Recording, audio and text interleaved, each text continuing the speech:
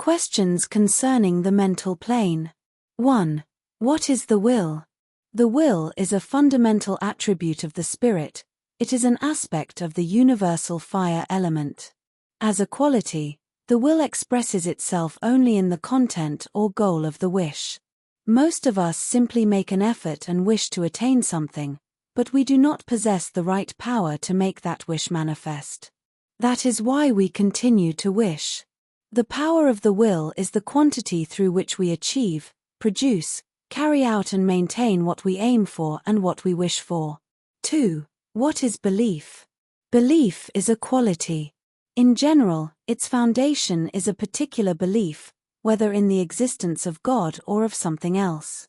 The quantity of a manifested belief is a power that expresses itself in an absolute and unshakable conviction that what we believe in will positively become a reality.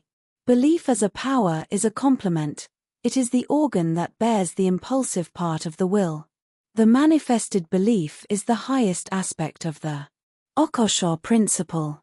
3. Aspects of the intellect and intelligence, memory and discernment. The ability to recognize and differentiate. Intellect or intelligence is a fundamental attribute of the eternal spirit. It is an aspect of the universal air element on the mental plane. Intelligence or intellect can be measured and is therefore quantitative. Through it we understand, recognize, differentiate, judge and remember everything.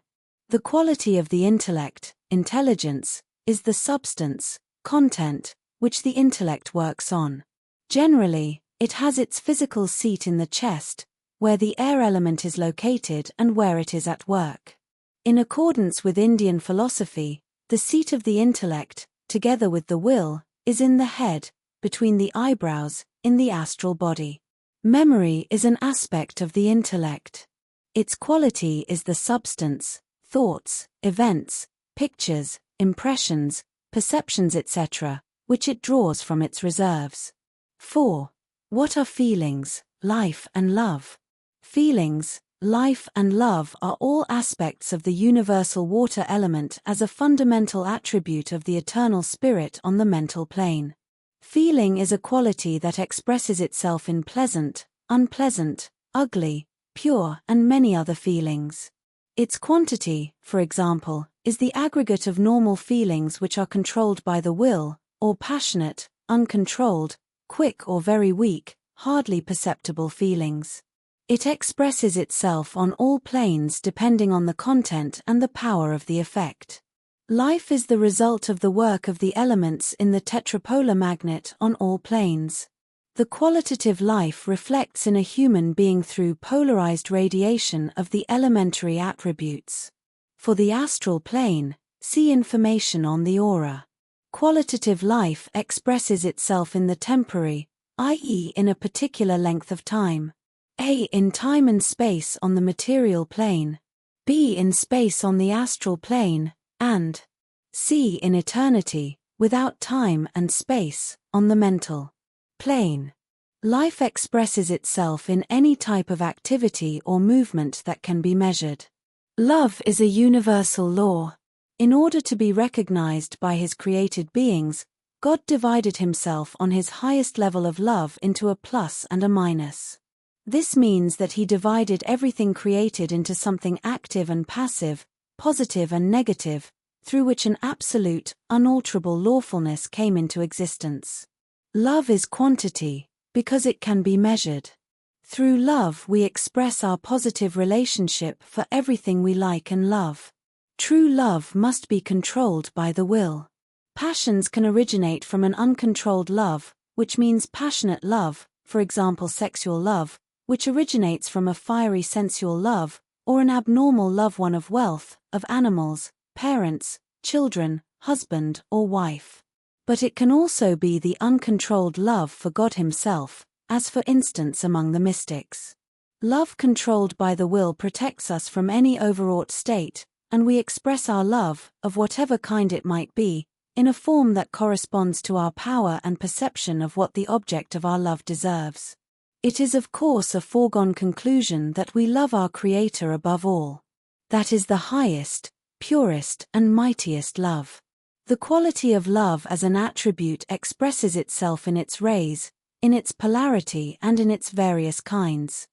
5. What is the instinct of self-preservation? The instinct of self-preservation is the lowest aspect of the Okosho principle. It exists on every plane in accordance with circumstances and causes. Its power or quantity is that much greater the more the life of a human being is threatened, as for example in the case of fatal diseases, serious accidents, war, and so on. The value of the quality of the instinct of self-preservation lies in the wish to live as long as possible on the material plane. We may assign this instinct for self-preservation to the active attributes and powers whenever the person concerned applies it for noble purposes, and to the negative attributes and powers whenever a person wants to prolong his life simply for egotistical reasons. 6. What are self-consciousness and the I-consciousness? Self-consciousness is a state in which we become conscious of who we are. This consciousness signifies that we identify ourselves in the mental sphere with the highest divine idea, with the eternal spirit that exists within us. The I-consciousness is a fundamental attribute of the spirit on the mental plane as an aspect of the universal earth element. It is also a mirror of our active attributes. In the thought, its qualitative part appears to us as active. The I-consciousness contains all the fundamental attributes of the spirit, the fire, air and water elements which are the will, intellect and feelings, love and life. It is effective in the entire body and as an energy. It is the quantitative part of the consciousness and is also contained in the blood. The consciousness of the cerebrum is located on the mental plane, in the mental body. 7. What is the subconscious? The subconscious is the mirror of all our negative attributes and is located in the interbrain in the astral body. The uncontrolled subconscious is our enemy. It is especially effective at night, in space without time, when the body and the normal consciousness are at rest. We can control our subconscious through autosuggestion if we order it to do something good for us just before we fall asleep. We assign the subconscious to our storehouse of ideas where it exists as a qualitative component. Its quantity is the power of the effect and tension of the opposite negative attributes. 8. The elements outside time and space and their effects. Among the 5 elements, we must differentiate the 4 that have originated from the highest, mightiest, most incomprehensible and indefinable element, the Okosho. These are the 4 universal elements: fire, air, water, and earth. Every element has 2 poles, active and passive or positive and negative. The attributes and powers of the elements are also known to us individually from the tetrapolar magnet. Fire, air, water, and earth are effective as universal elements without time and space on the mental plane. The Okosho principle is effective as the eternal ether, the causal world, without time and space on all planes. It contains everything created, therefore also the tetrapolar magnet, the electromagnetic fluid which is the highest universal law of the macro and microcosm. The primordial ideas or primary elements are primordial qualities which, through the corresponding power of a wish, also contain quantity. Okosho is both quality and quantity. 9. What is mental asceticism? Mental asceticism means the observance of decency and discipline, order and purity, control of all thoughts, images, and impressions which reach our consciousness from the causal world by means of the mental matrix. In order to achieve this, we make use of our will. 10. What is thinking? Thinking is both quality and quantity. It divides into 2 parts, our normal consciousness, which is the active part, and our subconscious, which is the passive part. Both the consciousness and the subconscious contain the qualities of thinking, whose quantity is increased through the exertion of one's powers. 11. What is knowledge and what is wisdom? Knowledge is an active attribute of the air element which is dependent upon intelligence, intellect, memory, mental receptivity, talent, maturity, recognition, and discernment, regardless of whether we obtain our knowledge theoretically or through practical experiences. Wisdom is also an attribute of the universal air element, but is not dependent upon memory, intellect, intelligence, and knowledge, although knowledge and wisdom are to a certain degree identical. The source of wisdom is within God, in the causal principle, on all planes of the Okosho. Wisdom is dependent upon the recognition, maturity, perfection, purity, and noble-mindedness of the individual. We attain wisdom through inspiration and intuition. Our degree of wisdom indicates our level of development. Knowledge and wisdom are directed mainly towards recognition of all the laws of the macro and microcosm, primarily on the part of wisdom and from an intellectual point of view, or, in other words, in bipolar fashion. Wisdom and knowledge can be measured and hence are also quantitative. Their quality expresses itself in results. 12. What is a manifested state of belief? A manifested state of belief is a firm and absolute conviction. That becomes reality. It is whatever we envision and create through the power of our will and our imagination. The will is electric and has its opposite procreative pole in manifested belief, which can move mountains. By means of these two principles, the electric and magnetic fluids, everything was created.